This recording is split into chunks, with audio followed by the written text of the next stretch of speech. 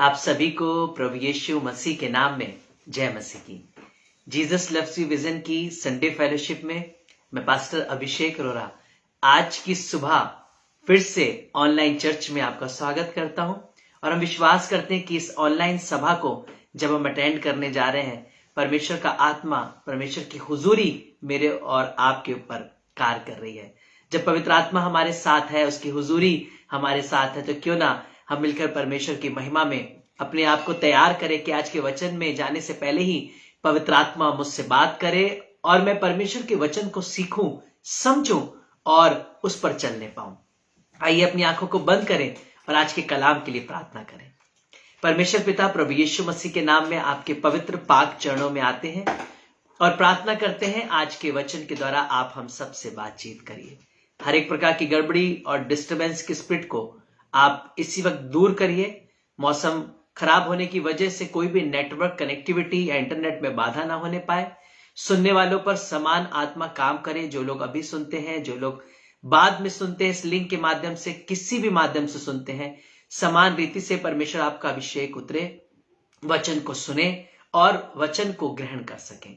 प्रभु, हम विश्वास करते हैं कि आपका आत्मा हर एक से बात कर रहा है। मुझे भी सिखाइए ताकि मैं भी आपके कलाम को सीख सकूं और प्रभु अपने जीवन में अनुसरण कर सकूं। प्रभु यीशु मसीह के नाम से प्रार्थना को मांगते हैं, आमीन। हम विश्वास करते हैं कि बीते समय में हमने जो परमेश्वर के वचन से सीखा लास्ट ट्यूसडे में, कि माँ बाप को किस तरीके से अपने बच्चों की परवरिश करनी चाहिए। लास्ट संडे हम लोगों ने सीखा कि हमें अपने परिवारों के चारों ओर कैसे बाड़ा बांधना चाहिए। क्या हमारा परिवार परमेश्वर की सुरक्षा में है कि नहीं है। और आज हम एक ऐसी बात सीखेंगे जो शायद आपको लगे कि क्या ऐसा भी है। जी हाँ, मैंने जब सीखा तब मैं इस बात को जान पाया कि हाँ, ऐसा भी है। आज का जो मेरा टॉपिक है वो है डिलीवरेंस की प्रार्थना, छुटकारे की प्रार्थना। आप कहेंगे छुटकारे की प्रार्थना तो एक साधारण प्रार्थना है, हम सभी के लिए अंगीकार करवाते हैं और उद्धार, मोक्ष, अनंत जीवन की प्रार्थना करवाते हैं, पश्चाताप करवाते हैं। जी हाँ, हम ये प्रार्थना करवाते हैं और हम ये प्रार्थना करते हैं और हम इस पर विश्वास भी करते हैं कि छुटकारा प्राप्त करने के लिए हमें अंगीकार की प्रार्थना की आवश्यकता है। पर बीते दिनों में एक बात मैंने जानी। एक बहन का मेरे पास फोन आया जिनके पिताजी बहुत ही रूड स्वभाव के थे और वो परमेश्वर के सेवकों का आदर नहीं करते थे। जब भी कोई सेवक उनके घर में आता था तो वो अनादर कर देते थे, उनसे बातचीत नहीं करते थे। और कई बार ऐसा भी मैंने सुना कि वो सेवकों को घर से बाहर भी निकाल दिया करते थे, अपशब्द भी बोल दिया करते थे। इसलिए उनकी बेटी कई बार घबराती भी थी, प्रार्थना निवेदन दिया करती थी सेवकों को कि मेरे पिताजी के लिए प्रार्थना करें कि वो परमेश्वर को ग्रहण करें और वो अपने इस रूढ़ी स्वभाव से बाहर निकल सके। और बीते दिनों में हाँ, कुछ सेवकों ने उनके घर में जाना शुरू किया। उनकी तबीयत खराब हुई, उनसे मुलाकात करी और एक दिन मेरे पास फोन आता है उन्हीं बहन का कि उनके पिता की तबीयत बहुत ही ज्यादा खराब है और इतनी ज्यादा खराब है कि डॉक्टर्स ने जवाब दे दिया है और वो बहुत रो रही थी और उनका सैचुरेशन जो ऑक्सीजन के बाद भी 60 के अबव नहीं जा रहा था। और मैं भी उस शाम को वहां पर पहुंचा और उनके पिता से मैंने मुलाकात करी और वो सिर्फ इशारों में बात कर रहे थे क्योंकि उनकी ऑक्सीजन बहुत ज्यादा लो थी। ऑक्सीजन सपोर्ट के बाद भी, हाई ऑक्सीजन सपोर्ट के बाद भी उनका सैचुरेशन सिर्फ 60 के आसपास ही मूव कर रहा था। और उस समय जब मैं उनके पास पहुंचा, वही व्यक्ति जो परमेश्वर के लोगों का सम्मान नहीं करते थे और अनादर किया करते थे, उन्होंने इशारों में ही हाथ जोड़कर अभिवादन किया और उसके बाद उन्होंने मुझे अपना एक दर्शन बताया। वो इशारों में बताने लगे कि सामने क्रूस है और 2 फरिश्ते हैं और वो मुझे लेने के लिए आए हैं। मैं इस बात को तो समझ पा रहा था कि उन्हें कुछ परमेश्वर प्रकट कर रहा है। मुझे तुरंत परमेश्वर के आत्मा ने प्रेरित किया कि मैं उनके छुटकारे के लिए प्रार्थना करूं। मैंने उनसे निवेदन किया कि प्रिय अंकल, हो सकता है आप इस वक्त मेरे पीछे प्रार्थना को दोहरा ना पाए, पर आप अपने मन में ही मनन कर सकते हैं इस प्रार्थना को। मैंने अंगीकार की प्रार्थना करी। प्रभु यीशु मसीह के क्रूस को, उसके लहू के बलिदान को क्लेम किया और उनके लिए यह छुटकारे की प्रार्थना की कि हम विश्वास करते हैं कि यीशु मसीह मेरे लिए मारा गया, गाड़ा गया, तीसरे दिन मुर्दों में से जी उठा और हम प्रभु यीशु को अपना जीवित उद्धारकर्ता ग्रहण करते हैं। और यही प्रार्थना के बाद उनके हाथ जुड़े हुए थे, उनके आंखें नम थी, आंसू निकल रहे थे और उन्होंने इशारे से मुझसे कहा कि मेरे लिए प्रार्थना करके आप होली वाटर मुझे पिलाइए। और उसी लो सैचुरेशन में उन्होंने उस होली वाटर को लिया। मैंने प्रार्थना करके परमेश्वर के अभिषेक का जल उन्हें पिलाया और मैं वहां से निकला। जब मैं निकला और कुछ ही देर के बाद मुझे खबर मिलती है कि वो परमेश्वर में बहुत ही सुकून के संग सो गए हैं। जो बहुत तड़प रहे थे, बहुत तकलीफ में थे, बहुत पीड़ा में थे और 2 दिन से वो लगातार हाई ऑक्सीजन सपोर्ट पे थे, सैचुरेशन उनकी लो थी और वो अंदर ही अंदर जीवन और मौत से लड़ रहे थे और अंगीकार की प्रार्थना के कुछ ही मिनटों के बाद उनका छुटकारा हो गया। वो परमेश्वर में सो गए। मैं इस बात को पहले तो नहीं समझ पाता था। मुझे ऐसा लगता था कि प्रभु ऐसा क्यों, कि जब हम प्रार्थना कर रहे हैं तो उन्हें जीवन मिल जाना चाहिए था, उन्हें छुटकारा मिलना चाहिए था, लेकिन उनको जीवन भी मिलना चाहिए था क्योंकि उन्होंने तो आपको ग्रहण कर लिया था। तब परमेश्वर मुझे कुछ स्थानों पर लेकर गया पवित्र शास्त्र में और मैं इस बात को जानने पाया कि कई बार छुटकारे की प्रार्थना जब लोग कर लेते हैं तो परमेश्वर उन्हें क्यों अपने पास बुला लेता है। लिखा हुआ है लूका की पुस्तक 23 अध्याय उसकी 39 वर्स से जब हम पढ़ते हैं, ल्यूक चैप्टर 23 वर्स 39 ऑनवर्ड्स, जो कुकर्मी वहां लटकाए गए थे उनमें से एक ने उसकी निंदा करके कहा, क्या तू मसीह नहीं तो फिर अपने आप को और हमें बचा। इस पर दूसरे ने उसे डांटा। यह उस समय की घटना है जब यीशु मसीह क्रूस पर चढ़ा हुआ है और उस समय 2 डाकू भी, 2 कुकर्मी भी वहां पे लटके हुए हैं। एक तो यीशु मसीह पर दोष लगा रहा है पर दूसरा यीशु मसीह का गवाह ठहर रहा है। और वो क्या बोल रहा है, इस पर दूसरे ने उसे डांट कर कहा, क्या तू परमेश्वर से भी नहीं डरता? तू भी तो वही दंड पा रहा है और हम तो न्याय अनुसार दंड पा रहे हैं। ध्यान से सुनिए, क्योंकि हम अपने कामों का ठीक फल पा रहे हैं पर इसने कोई अनुचित काम नहीं किया। तब उसने कहा, हे यीशु, जब तू अपने राज्य में आए तो मेरी सुधि लेना। देखिए, इसने 3 काम किए हैं। पहली बात, इसने संपूर्ण मानव जाति के सामने क्रूस पर लटका हुआ है और लोग इस बात को कह रहे हैं कि इसे क्रूस पर चढ़ाओ, इसे क्रूस पर चढ़ाओ। और यहां तक कि जो यीशु मसीह के चेले हैं वो भी भाग गए हैं और पतरस ने तो 3 बार इनकार कर दिया है। यहूदा ने चूमकर यीशु मसीह को पकड़वाया और बेच डाला है।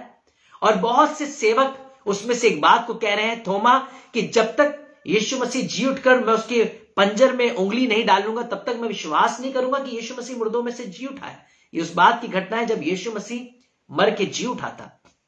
ध्यान से सुनिएगा, उन्हीं के बीच में जो पापी है, जो डकैत है, जो डाकू है, जिसने अपना जिंदगी पूरी कुकर्म में बिताई है और वो अपने ही साथी को डांट कर इस बात को बता रहा है कि क्या तू परमेश्वर से नहीं डरता। ध्यान से सुनिएगा, ये कुकर्मी है, डकैत है, डाकू है, लेकिन जब ये अपने अंतिम समय पर आया तो इसे इस बात का रियलाइजेशन था कि ये जो भी सजा पा रहा है ये अपने कर्मों की ही पा रहा है और ये जानता था कि परमेश्वर ही न्याय करता है, इसलिए आज हम यहां पर हैं। तो इस बात को बताता है कि हम भी तो वही दंड पा रहे हैं, लेकिन ये निर्दोष व्यक्ति है, वो सबके सामने इस बात का गवाह ठहरा कि यीशु मसीह कोई साधारण पापी नहीं परंतु निर्दोष परमेश्वर का पुत्र है। हम पापी हैं, इसलिए वो गुनहगार है और अपने पापों का अंगीकार करता है। परमेश्वर न्याय करता है, इस बात का अंगीकार करता है और यह भी अंगीकार करता है कि यीशु मसीह निर्दोष है और वो परमेश्वर का एक लौता पुत्र है और सारा अधिकार उसी के पास है। इसलिए वो विनती करता है, यीशु, जब तू अपने राज में आए तो मेरी सुधि लेना। जबकि यीशु मसीह का चेला नहीं है और ये यीशु मसीह के संग जगह जगह मिनिस्ट्री में गया नहीं है, इसलिए हो सकता है कहीं सुना हो कि यीशु मसीह मुर्दों को जिंदा करता है, लंगड़ों को चलाता है, अंधों को दिखाता है। हो सकता है इसने भी बहुत बार यीशु का नाम सुना हो पर ये रिजिड रहा हो, जिंदगी भर कठोर रहा हो अपने स्वभाव में, चोरी डकैती में और कुकर्म में इसने अपनी जिंदगी बिता दी है। लेकिन जब ये अंत के समय पर मृत्यु के पास पहुंचा है तब इसके सामने सब कुछ साफ साफ आ गया है। वो ये कि यीशु मसीह ही परमेश्वर का पुत्र है। मैं अपने पापों का दंड भोग रहा हूं और प्रभु यीशु मसीह जब तू अपने राज में आए तो मेरी सुधि लेना। जिंदगी भर कठोर रहा है, जिंदगी भर कुकर्म किए हैं, लेकिन आज ये जान गया है कि जो भी कुछ इसने अपनी जिंदगी में किया वो गुनाह का है और इससे उसकी सजा मिल रही है। ये संपूर्ण मानव जाति के सामने इसने अंगीकार भी किया और यीशु का गवाह भी बना और इसने इस बात को भी प्रकट किया कि यीशु मसीह जब राज में आएगा तो न्याय उसी के हाथों में होगा। और उसने बोला, प्रभु जब तू अपने राज में आए तो मेरी सुधि लेना।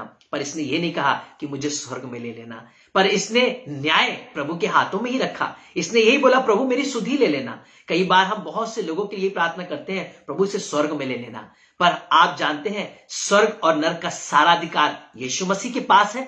वो सुधि लेगा न्याय के अनुसार। और इस अंत के समय की प्रार्थना के बाद प्रभु यीशु मसीह को इसे जीवन दान देना चाहिए था। एक ऐसा भूडोल, एक ऐसा चमत्कार करना चाहिए था कि ये बच जाता, क्रूस से उतर जाता या इसकी सजा माफ कर दी जाती, इसे निकाल लिया जाता, सरदूत आके इसे उठा ले जाते। पर यीशु मसीह ने ये सब ना करके उससे कहा, मैं तुझसे सच सच कहता हूं कि आज ही तू मेरे साथ स्वर्ग लोक में होगा। प्रभु ने यह नहीं कहा कि तू मरेगा नहीं, पर प्रभु ने यह कहा कि जब तू मरेगा तो तू अनंत काल की मृत्यु से तो बच जाएगा, लेकिन अनंत काल के जीवन में प्रवेश करने पाएगा। जब मैं इन प्रिय अंकल के पास गया, हो सकता है इन्होंने पूरी जिंदगी कठोरता में और बुराइयों में बिताई, लेकिन अंत के समय में इस बात को समझ गए कि न्याय केवल यीशु मसीह के हाथों में है। इन्होंने हृदय से पश्चाताप किया, परमेश्वर के सेवकों का आदर किया और अंगीकार की प्रार्थना की, छुटकारे की प्रार्थना की और इनको प्रभु ने दर्शन भी दिया। और इन्होंने इस बात को देखा कि सरदूत आए हुए हैं इन्हें लेने के लिए। इन्हें सामने यीशु मसीह का क्रूस भी नजर आया और स्वर्गीय दर्शन इनके सामने खुल गया जब ये मृत्यु शैया पर थे। और उसी समय परमेश्वर ने इन्हें अनंत काल का जीवन देकर छुटकारा दिया। कई बार बहुत से लोगों के लिए छुटकारा परमेश्वर उसी वक्त इसलिए ठहराता है ताकि वो बाद में बैक ना हो सके। बहुत से लोगों को जीवन दान इसलिए देता है क्योंकि परमेश्वर जानता है कि वो जब बचेंगे तो उसके बाद वो मेरा काम करेंगे, बैक नहीं होंगे। लेकिन प्रभु ये भी जानता है कि बहुत से लोग अंगीकार की प्रार्थना करने के बाद, छुटकारा पाने के बाद हो सकता है वापस से अपनी जिंदगी में भटक जाए, वापस से वो फिर से अपनी आदतों में आ जाए। इसलिए परमेश्वर उन्हें अपने पास बुला लेता है ताकि वो फिर से उस मृत्यु का सामना ना करें जो संसार की है। ये जरूर कठोर वचन है, लेकिन ये सत्य वचन है, क्योंकि बाद में इस प्रकार से लिखा हुआ है, जब यीशु मसीह क्रूस पर चढ़ा और जब उसने अपना प्राण त्यागा तो पर्दा फट गया, भूडोल हुआ और कब्रें खुल गई और बहुत से पवित्र लोगों ने नगर में चलते फिरते देखा। यीशु मसीह जब मरा और जब उसकी मृत्यु हुई तो कब्रें खुल गई और मृत्यु पाए हुए पवित्र लोग फिर से जी उठे। लेकिन इस चोर को प्रभु ने दोबारा मौका नहीं दिया कि जीवित रहे, पर इसको पवित्र बने रहने के लिए अपने पास बुला लिया। परमेश्वर ने ऐसे छुटकारा दिया। बाइबल में इस प्रकार से लिखा है स्तिफनुस के बारे में, उस पर पत्थरवाह हुआ। प्रेरितों के काम में जब हम पढ़ते हैं 7वें अध्याय उसकी 54 आयत से, एक्ट्स चैप्टर 7 वर्स 54 ऑनवर्ड्स, और लिखा हुआ है कि जब वो था उसको एक स्वर्गीय दर्शन नजर आया और उसको प्रभु यीशु मसीह परमेश्वर की दाहिनी ओर बैठा हुआ नजर आया। जब इस बात को बता रहा था तो लोग चिल्ला उठे, जल उठे और वो उस पर पत्थर वहा करने लगे। बाइबल बताती है कि स्तिफनुस परमेश्वर की ओर देखते हुए इस बात को कहने लगा, हे पिता, इस पाप का फल इनके ऊपर मत आने देना, इन्हें क्षमा कर देना। और उसने प्राण त्याग दिया। मैं इस बात को सोचने लगा, प्रभु स्तिफनुस पत्थरवाह सहन कर रहा है और फिर भी उसको आपने मृत्यु क्यों सहने दी? परमेश्वर की आत्मा ने मुझे बताया कि उसने जो दुख और जो पीड़ा सहन की उसका एक बहुत बड़ा रिवॉर्ड परमेश्वर ने अपने पास रखा है। इसलिए जब वो पत्थरों को अपने शरीर पर ले रहा था, चोट जब उसको लग रही थी, पर उसका एहसास मैं उसे इसलिए नहीं होने दे रहा था क्योंकि मैं उसे अपना दर्शन दे रहा था और वो मुझे देखते देखते मेरे पास आ गया। इसलिए बाइबल में लिखा हुआ है स्तिफनुस के बारे में ये नहीं लिखा है कि वो मर गया, लिखा है स्तिफनुस सो गया। वो उसी समय छुटकारे की प्रार्थना कर कर सीधा परमेश्वर के पास चला गया। वो मरा नहीं, परंतु वो सो गया और वो चैन से अनंत काल के जीवन में पहुंच गया। और जिस दौड़ को वो दौड़ रहा था, उसने उस दौड़ को पूरा किया। माय डियर फ्रेंड्स, अभी कुछ समय की बात है, हमारे जीएलयू विजन की एक वर्शिप लीडर हमारे पास आई और अचानक से वो रोने लगी और आते ही उसने मुझसे और मेरी वाइफ से नेहा से बोला कि मेरी नानी बहुत ज्यादा सीरियस है, उनको डॉक्टर्स वेंटिलेटर पर ले रहे हैं, आप प्लीज उनके लिए फोन पर प्रार्थना कर दीजिए। और जैसे ही मैंने फोन उठाया, परमेश्वर की आत्मा ने मुझसे बोला कि इसी समय उनसे अंगीकार की प्रार्थना करवाओ। मैंने उस बहन की नानी से तुरंत फोन पे अंगीकार की प्रार्थना करवाई और जैसे ही अंगीकार की प्रार्थना करवाई, उन्होंने वहां पर अपने टूटे फूटे शब्दों से अंगीकार की प्रार्थना की। और अंगीकार की प्रार्थना करने के तुरंत बाद 5 मिनट के बाद हमें कॉल आता है कि वो सो गई।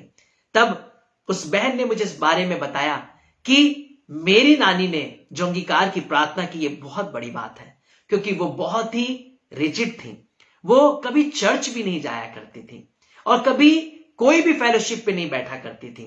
वो कट्टर स्वभाव की थी और लेकिन आज के दिन में उन्होंने आंसुओं के संग अंगीकार की प्रार्थना की, प्रभु यीशु को उद्धारकर्ता ग्रहण किया और तुरंत उन्हें परमेश्वर ने छुटकारा दिया और अनंत काल का जीवन दिया।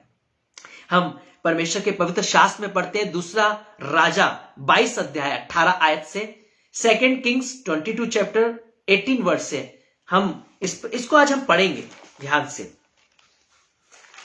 दूसरा राजा 22 अध्याय और इसमें इस प्रकार से लिखा हुआ है।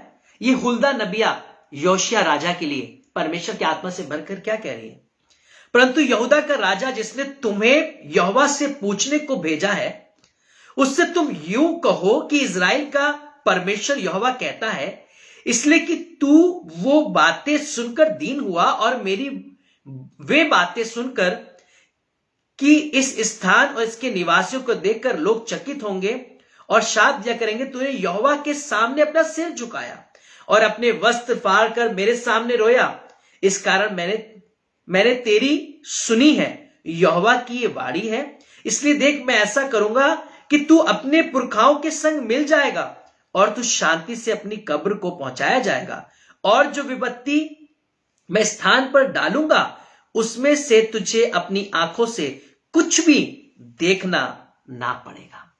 देखिए, हुल्दा नबिया परमेश्वर की आत्मा से भरकर क्या बोल रही है कि तू शांति से अपने पितरों में लेट जाएगा, सो जाएगा, शांति से तू पहुंचाया जाएगा, और जो विपत्ति इस स्थान पर पड़नी है उसमें से तो कोई भी विपत्ति ना देखने पाएगा। बहुत से लोग परमेश्वर के पास इसलिए पहुंच गए क्योंकि जो विपत्ति आने वाली है वो उस विपत्ति में ना पड़े, ना देखें।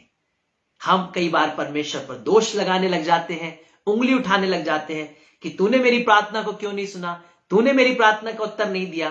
पर कई लोगों को ये ब्लेसिंग मिली है, ये आशीष मिली है कि वो कूच करके अपने परमेश्वर के पास पहुंच जाएं और आने वाले संकट से वो बचे रहें और देखने भी ना पाए। हाँ, प्रेयर ऑफ डिलीवरेंस मैंने इन आयतों से सीखा और अपनी बीते समय की कुछ गवाहियों से जाना कि कुछ लोगों के लिए उसी समय छुटकारा होता है जिनको परमेश्वर उद्धार के लिए, अनंत जीवन के लिए अपने पास बुला लेता है। पर मैं आपसे ये नहीं कह रहा कि हर एक व्यक्ति जो सोता है वो उद्धार ही पाता है, पर हां, जिनके लिए प्रभु की योजना होती है वो अंगीकार के संग, पश्चाताप के संग परमेश्वर के पास पहुंच जाते हैं। जैसे वो कुकर्मी अपने पापों की सजा पा रहा था और उसने एक ही बात बोली कि प्रभु, जब तू न्याय में आएगा, जब तू अपने राज में आएगा तो मेरी सुधि लेना। परमेश्वर आज चाहता है कि हम अपने प्रत्येक दिन में परमेश्वर के चरणों में जाएं, पश्चाताप करके अपने अंगीकार को थामे रहें। कहीं ऐसा ना हो कि एक दिन छुटकारा निकट आए और हम बहुत अच्छे काम करने के बाद भी परमेश्वर के पास ना पहुंच सके। हमें प्रत्येक दिन पश्चाताप करना है, आंसू बहाकर अपने अंगीकार को थामे रहना है, ताकि जिस दिन भी मेरा बुलावा है मैं परमेश्वर के पास पहुंच सकूं। लास्ट कोविड में हमें याद है हमारी प्रिय आंटी, जिनके लिए हम सब लोग रो रहे थे, प्रार्थना कर रहे थे, और कई बार उनकी रिपोर्ट्स चेंज भी हुई, हॉस्पिटल्स में से अच्छी खबरें भी आई कि वो इम्प्रूव कर रही हैं। एक दिन एक खबर हमारे पास पहुंचती है कि वो परमेश्वर में सो गई। हम लोग बहुत टूट गए, बहुत बिखर गए, बहुत निराश हो गए, ये सोचकर कि प्रभु तूने हमारी प्रार्थनाओं का उत्तर क्यों नहीं दिया। लेकिन जब हमने उनके बच्चों को देखा, वो जो बहुत बिखरे हुए थे, वो जो बहुत टूटे हुए थे, जब उनकी मां अस्पताल में थी, हॉस्पिटल में लास्ट टाइम में थी, लेकिन जब वो सो गई, उनके ऊपर एक शांति थी, एक अद्भुत सुकून था उनके चेहरों पर।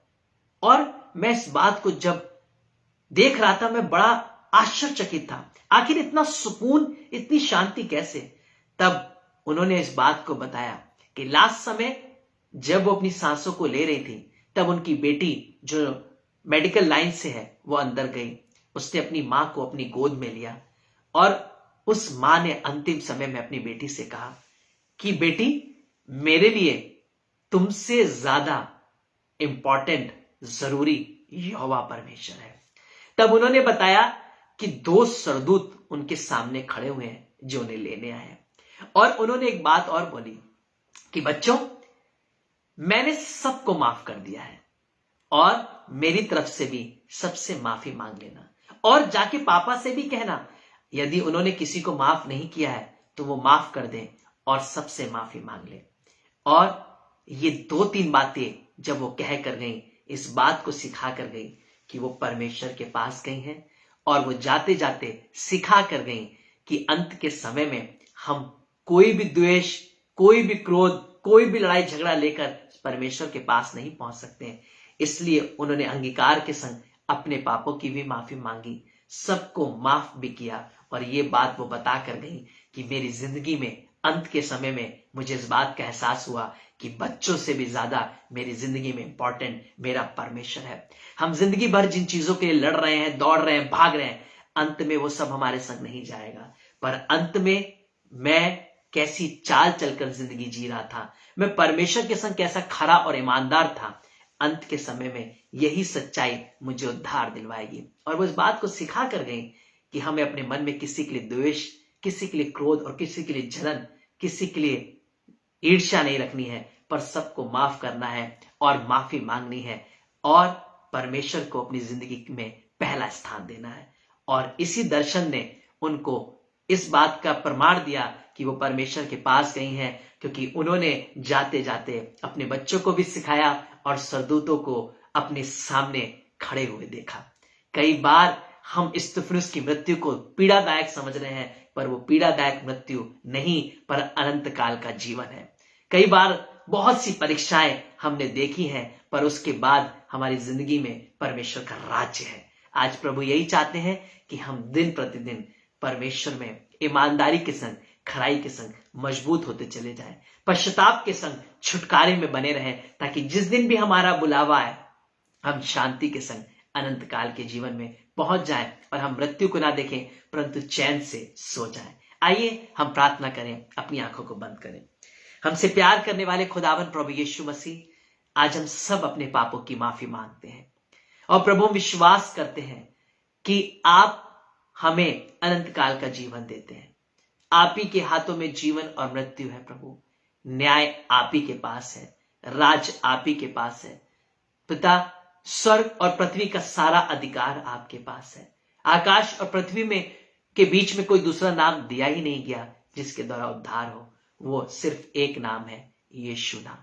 और उस नाम में ही जीवन है, अनंत जीवन है, छुटकारा है, उद्धार है, शांति है। आज प्रभु चाहते हैं कि हम सब ये अंगीकार करें कि यीशु मसीह मेरे लिए, मेरे पापों के लिए, मेरे गुनाहों के लिए मारा गया, गाड़ा गया और तीसरे दिन मुर्दों में से जी उठा, और उसने मेरे सारे पीड़ा को, पापों को, बीमारियों को अपने ऊपर क्रूस पर ले लिया और वो मुर्दों में से तीसरे दिन जी उठा। वही मेरा जीवित उद्धार करता प्रभु है। आज हम सब प्रभु ये कहने पाए कि यीशु मसीह, हम आपको अपनी जिंदगी का जीवित उद्धार करता ग्रहण करते हैं। धन्यवाद के संग एक एक के लिए आज प्रभु छुटकारे की और अनंत काल के जीवन की प्रार्थना करते हैं। हम सब के ऊपर अपना रूह उंडेल और हमें अपनी अद्भुत शांति से भर। प्रभु यीशु मसीह के नाम से प्रार्थना करते हैं। यदि कोई चिंता, परेशानी में है, दुख, तकलीफ, पीड़ा, बीमारी में है, संकट में है, आज प्रभु छुटकारा पाने पाए और प्रभु ये कहने पाए कि मेरे लिए सबसे पहले परमेश्वर यहोवा है और वो मेरी जिंदगी का पहला स्थान है। और प्रभु आज हर कोई एक दूसरे को माफ करने पाए, माफी मांगने पाए और आपके अनंतकाल जीवन को ग्रहण करने पाए। प्रभु यीशु मसीह के नाम से धन्यवाद के संग सुनने वालों पर, बाद में सुनने वालों पर समान आशीष मांगते हैं। अगर कोई भी गलती हुई तो माफी मांगते हैं और प्रार्थना को जीवित प्रभु यीशु मसीह के नाम से मांगते हैं। आमीन। परमेश्वर आप सबको आशीष दे। सबको जय मसीह की।